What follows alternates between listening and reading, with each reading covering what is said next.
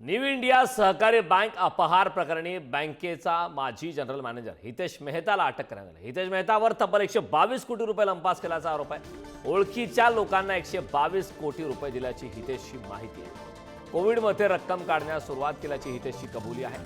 अपहार प्रकरणी ईडीकडून मुंबईतील 12 ठिकाणी सर्च ऑपरेशन राबवण्यात आले। या प्रकरणात सहभागी असलेल्या बँक निधीचे कागदपत्र सुद्धा यावेळी जप्त करण्यात आले। संदर्भात ताजी अपडेट देण्यासाठी आपले प्रतिनिधी निखिल चव्हाण आपल्यासोबत जोडलेत। निखिल, महत्त्वाची घडामोड आहे। खरं तर आपण न्यू इंडिया सहकारी बँक यावरती खरं तर निर्बंध लावण्यात आले आणि या अपहार प्रकरणी बँकेचा माजी जनरल मॅनेजर हितेश मेहताला अटक सुद्धा करण्यात आली। काय या संदर्भात अधिकची माहिती, काही महत्त्वाची कबुली सुद्धा आता या मॅनेजरने दिली?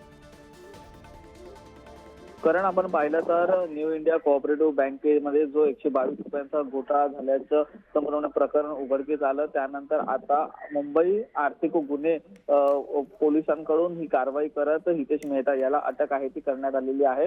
आज सकाळी त्याला समन्स आहे तो बजावण्यात आलेला होता। समन्स नंतर दुपारच्या वेळेस हितेश मेहता हा मुंबई पोलीस आयुक्तालयात उपस्थित राहिला आणि त्याच्यानंतरच या चौकशी दरम्यान आता त्याला अटक आहे ती दाखवण्यात आलेली आहे। या संपूर्ण प्रकरणात त्याच्या घरी देखील पोलिसांनी जी तपासणी आहे ती केलेली आहे। त्यासोबतच त्याचे सर्व जीमेल अकाउंट आणि मोबाईल अकाउंट देखील त्याची चेक करण्यात आलेले आहेत। या संपूर्ण प्रकरणात आरबीआयने जी बँकेवरती बंदी टाकण्यात आलेली होती त्याच्यानंतर हे प्रकरण उघडकीस आलं आणि आता या संपूर्ण प्रकरणात मुंबई आर्थिक पोलिसांकडून हा जो तपास आहे तो सुरू आहे।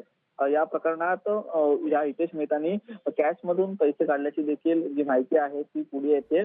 तर या प्रकरणामध्ये जे दोन महत्वाच्या ब्रांच आहेत त्या म्हणजे गोरेगाव आणि दुसरी म्हणजे प्रभारी ब्रांच मधून हे सर्व पैसे काढून आपल्या जवळच्याच व्यक्तींना दिला असल्याची देखील या ठिकाणी माहिती मिळते। तसेच कोविड काळाच्या नंतर पासून हा संपूर्णपणे जो फ्रॉड आहे तो सुरू होता। अगदी निखिल, खूप खूप धन्यवाद या सविस्तर अशा माहितीबद्दल।